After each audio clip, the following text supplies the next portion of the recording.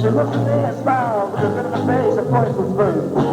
Said, I'm coming from the land of the new rising sun. Then I said, hey baby, where you trying to get to?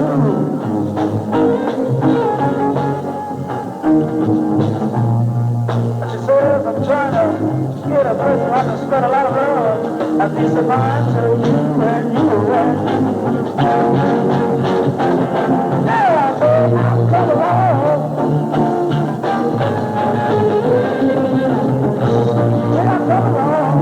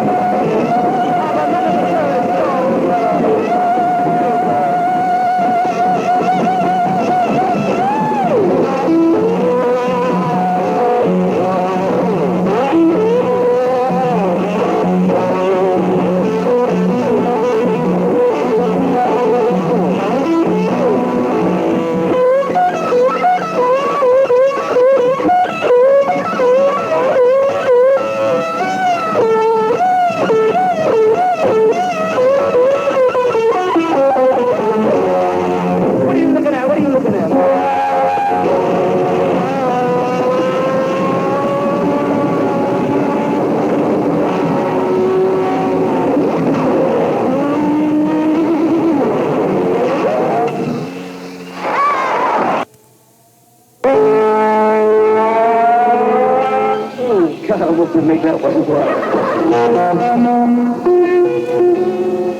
We're doing it because we really care for your ears. That is why we don't play so loud. Oh. All right, now we're going to do a group therapy song for the last song. Group therapy, everybody joins together in little rounds and all this other kind of stuff. We're going to sing this song, what you all know the name of it. We all sing, okay? And no, you have to do all that. Pick it up, listen. And everybody sing together. Please sing together this time, all right? We're going to put a curse on you and all your kids. Every single one of your kids be born completely naked.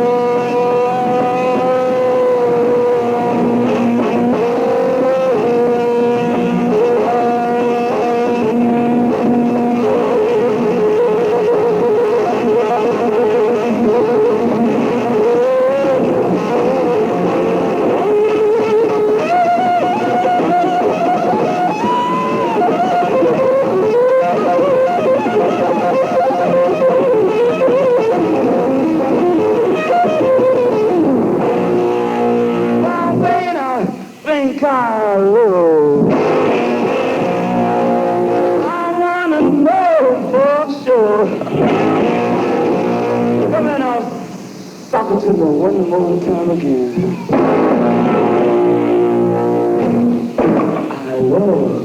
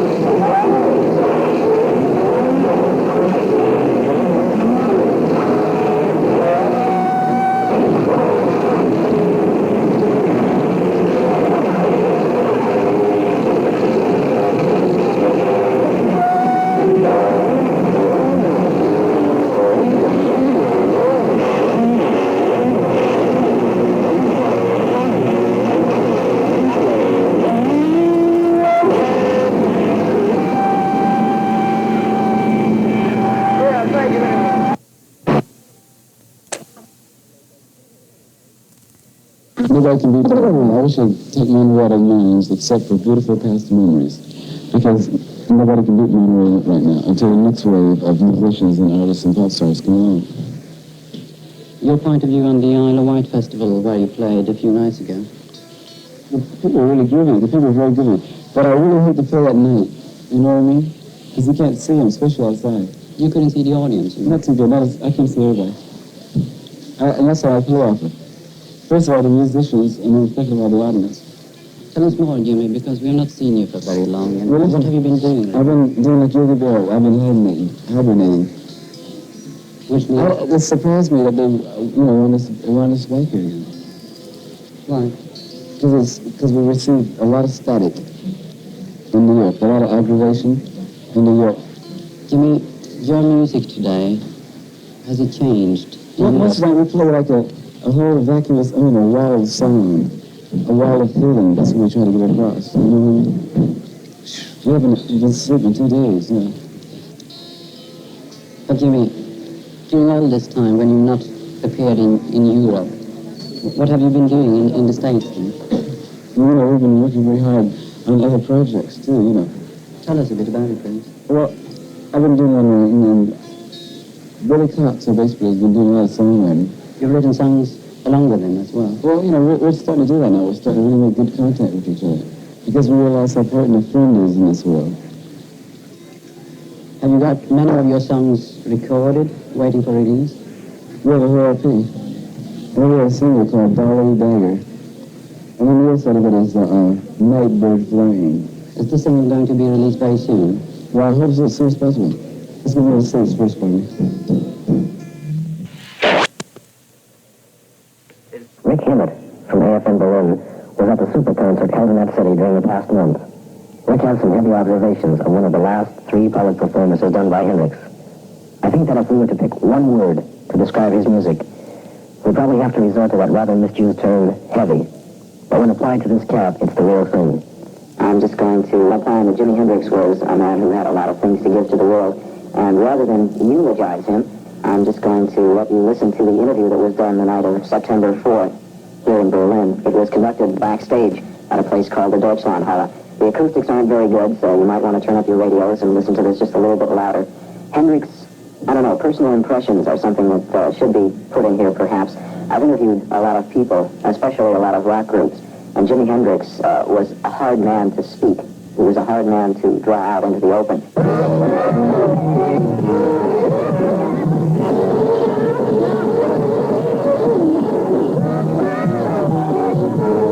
When we started to do this interview, it was also being filmed by the American Forces television station here in Berlin, and it was a very small dressing room, perhaps 10 feet square or something like that. There was a huge film camera there, about 20 people crowded in the room, myself and a reporter from British Forces Broadcasting up here named Chris Romberg were doing the interview with Hendrix. Where we begin, right here is where the man behind the television camera asked us for an introduction. Introduction? Nothing like that an introduction. What, to be soon? We're backstage at the Deutschlandhalle speaking with guitarist Jimi Hendrix. And Jimmy, I'd like to know, first of all, what you thought about your appearance in the film Woodstock, especially the scene at the end with the national anthem. I just think it showed some of the fans, probably, And they came in on board right at the end of it, and I wish they could cut more of the musical side of it, really, So they tried to make a political issue out of it? I don't know. Not really. Because it's the way it is, Festivals like Woodstock, do you think there'll ever be another gathering of people that large that'll have the same kind of vibes? Well, no, because it's pretty hard for the sound to get to all those people, it's such a big crowd. Like if they had the smaller crowds, that, you can really get next to them more, But it's just too big, How do you feel about playing before, say, 400,000 people? Well, that's what I mean. It's just too big, You know you're not getting through to, all of them. And the idea to play to them is to try to, turn them on or something. Do you think that large music festivals are actually just an extension of the commercialism angle? Is it too commercial? Well, I don't know. I don't think that I would play too many of those, anyway, so it's really not too much to talk about, really. It's just too much. It's just too many things going on. And not love or concentration on one certain thing. prophetic words, perhaps, because the last gig that Jimi Hendrix played was the night after he did this concert in Berlin on the Isle of Fehmarn. It was another one of the large festival gatherings. It would be very hard to characterize Jimi Hendrix in words. You had to meet him, you had to talk to him, you just had to watch him. The night that he played the concert here in Berlin, he seemed very tired. I wouldn't say that he was strung out, but he just seemed tired and sort of uninterested. Let's go on with the interview. This is Chris Romberg of BFBS. And Jimmy, you've just come from the Isle of Wight, which is another of these large festivals. Did you enjoy that? Well, you know, I enjoy playing anywhere. But like it was dark, you know, I was playing at nighttime, I couldn't see everybody. You know, if I could see the people instead of just lines of bonfires up there, you know, I could tell there was a hill back up there. Sorry. Do you prefer playing at a concert like this one where the accent is more coming to listening to music than gathering in a folk festival? Yeah. I guess so. You think you're more appreciated here? I don't know. It's really hard to say. Sometimes it's easier playing at different places, you know, at different times. Germany in the summertime is beautiful. Do you enjoy playing in Germany? Yeah. Yeah. Do you think German audiences differ from English audiences? I don't know. It's pretty hard to say. We haven't played in England in a long time, you know. We have to go out there and play again and see. But it's, you know, it's pretty hard to say. Is there really anyone in pop music or, say, rock music that when you hear their stuff, you go, you know, wow, they really knocked me out? Yeah. Sly. Sly Stone? Yeah, because I like his beat, you know, I like his pulse. You know, music lover and dance to music, all those type of things, you know. And Richie Haven, which is out of sight. In remembering past performances I've seen by Jimi Hendrix, I had seen him in concert 3 times. This time was the first in about a year and a half, and he had changed his style quite a bit. I think it probably had something to do with the Band of Gypsys album earlier this year, but he was much more melodic than he was in the past. In the past he was fire and brimstone and that type of thing, and now his style had changed slightly. He had become more tuneful, more into being a creative guitarist. In other words, he was creative before, but now he was becoming creative in a different vein. Later on in this interview, you'll hear a question about the Monterey Pop Festival. That was the first time that I had been exposed to Jimi Hendrix, and that was probably his big national breakout, both in the States and around the world. At that time, his act consisted of wild, just, you know, dancing around the stage, playing his guitar behind his neck, and all the things that you've heard about Jimi Hendrix in his early days. At the end of the performance, he set his axe on fire, and then he set his hair on fire, and it was really something that people were just really into Jimi Hendrix. The night at the Deutschlandhalle, he was much more subdued, much quieter, and as we said, much more into the melody. His drummer Mitch Mitchell had slowed down quite a bit too, but Bill Cox provided a much funkier bass line than Noel Redding was ever capable of. As Jimmy says later on in the interview, Noel was more into playing melodies than he was into being a funky bass player. So let's go on with this unedited interview, again conducted the night of September 4th at the Super Concert in Berlin. And I was wondering about the experience that's appearing here in Berlin tonight. This is really, there's only one man difference from the original Jimi Hendrix experience, and that being your new bass player, Bill Cox. I was wondering how... we have a new road manager too, Gene McFadden, besides Jerry Stickles and Eric Barrett. Well, we can't forget the duck. Well, you can't forget because like those ones that keep it together, right? Everybody forgets about that side of it, really. That's true. That's something I'd like to find out. Behind-the-scenes people normally do a lot more than you. It's like a beautiful airplane, and everybody almost forgets about the pilot sometimes, you know. And, you know, whatever kind of way you want to look at it. I was wondering about the group itself, however, and the reason that the original experience with Noel Redding and Mitch Mitchell, and now that you're back together with your old drummer Mitch, how Bill Cox came to you. Yeah, well, you know, him and I, we used to play together before. And like we're doing a lot of bass unison, bass and guitar unison things, you know, which makes it's nothing but like a lot of rhythms, or what do you call it? It's like patterns, like, you know, and like, I don't know, see, Noel, he has his own thing, you know, he gets his own, you know, group, he has his own group, and he's into his own thing, you know, he's more of an individual himself, I guess, with like that. And like I want the bottom to be this a little solid, you know, Noel's more of a melodic player, you know, and Billy plays more of a solid bass. You know? Do you think that the Monterey Festival back in '67 was the original starting point for what we could say is, you know, the fame of Jimi Hendrix? For a group, yeah. Yeah, right. And as far as that Monterey Festival goes, I was there, and I thought there were a lot of fantastic performances there. Will there ever be anything in pop music like Monterey again? No, I'm not sure. I really don't know about pop music, you know.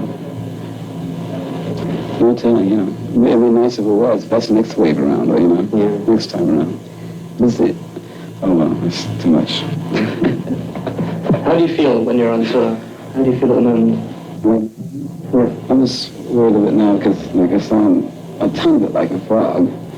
You know, because the last night was playing so loud, I was just shouting on my tiptoes. I felt like my kneecaps were up in my chest. Yeah,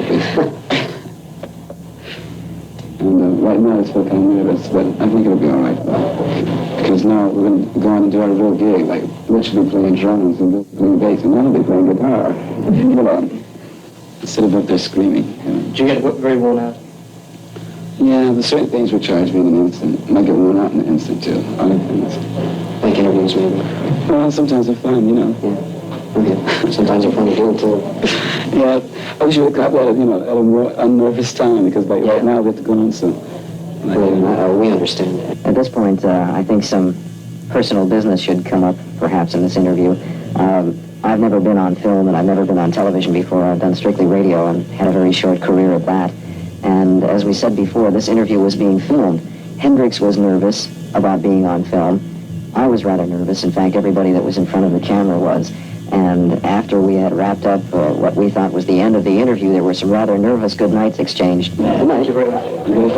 Now, at this point, we thought that the interview was concluded and the film crew started to shut down their camera. But just at that point, the man from American Forces Television here in Berlin, Sergeant Keith Robin, decided he was going to ask Hendrix what he thought about Mongo Jerry and their interview in the summertime. I already had my tape machine shut off, but I turned it on in time to catch the rest of these comments and this reaction from Hendrix and the crew that was in the room. Why does that name always spark laughter? Whenever everybody says Mongo Jerry, we're going to bust up laughing. I think that's a happy song. It is. It's a great I was song. like this, but I think it's so good. I would like to know what He said, you that woman, now you're mine. your opinion of the song in the group of what you know of them. Well, I think it's a beautiful summertime type of song, and you know, You think there's any future in that group, with that group? well, I don't know about the group, but I don't know about the group, but the, you know, the song is cute, you know, it's nice and happy, and it's nice and light, and, you know, it just lays it down. I didn't know it was a group. I thought they just got together to make that one record. But, you know, best of luck to anybody who, you know, wants to get together. Mongo Jerry.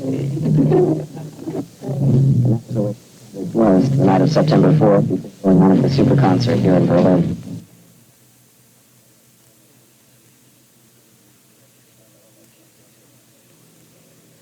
Oh, like one time I said, maybe I should burn a guitar tonight. I really feel, you know, or maybe I should smash a guitar or something like that. And he says, yeah. I said, you really think I should? He said, yeah, that'd be cool. So, okay.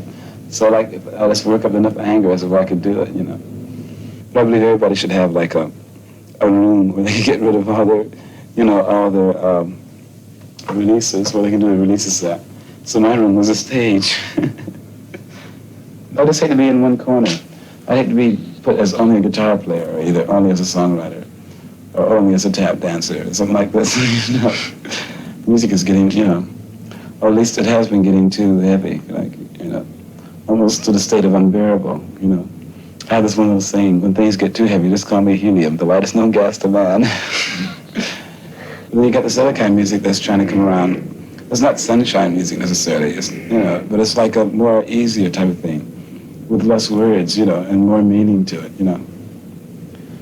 You know, you don't have to be singing about love all the time in order to give love to the people, you know. You don't have to keep flashing those words, love, all the time. Well, the reflection of the world is like blues. That's where the music, that's where that part of the music is at. You were quoted as saying prior to the Isle of Wight that if it really happened big for you, you'd carry on for a while. Were you satisfied with the results of the Isle of Wight? Well, it's so mixed up there. And at that time, I was so confused that, like, I didn't get a chance to really base any of my future on that one gig, you know. Except when I played God Bless the Queen. If you know what I mean. But, like, I don't know. I couldn't base my whole thing on what I'm going to do after that, you know, by just that one job there. I was probably happy just to play there, you know. And I was wondering if they was going to dig us, then quite naturally I'd go on and try to get it together. Now, Billy Cox has split. Yeah. So you're going to, whatever happens, you've got to find a new bass player, is that correct? Yeah. Yeah, I guess so. So, do you intend to form another small unit, or are you hoping to get something bigger together first? I really don't know. I think I'll get another small one together, I guess. It's really hard to decide, you know. I like to have both if I could. Like use one for touring, and then sometimes I can do another tour with a big one, you know, whatever. But it's all dependent, you know, it's really hard to know what people want around here sometimes. All I'm gonna do is go and do what I feel, but like right now I can't feel anything right now because like there's a few things that's just happened, you know. And so like I just have to like lay back and think about it all. Do you feel any kind of compulsion to prove yourself as King Guitar, which is the kind of label that people have slapped on you? I know, well, I was just playing now, that's the only difference. No, I don't really let that bother me. Because they say a lot of things about people that if they let it bother them, they wouldn't even be around today, you know. King Guitar and all that, wow, that's a bit heavy.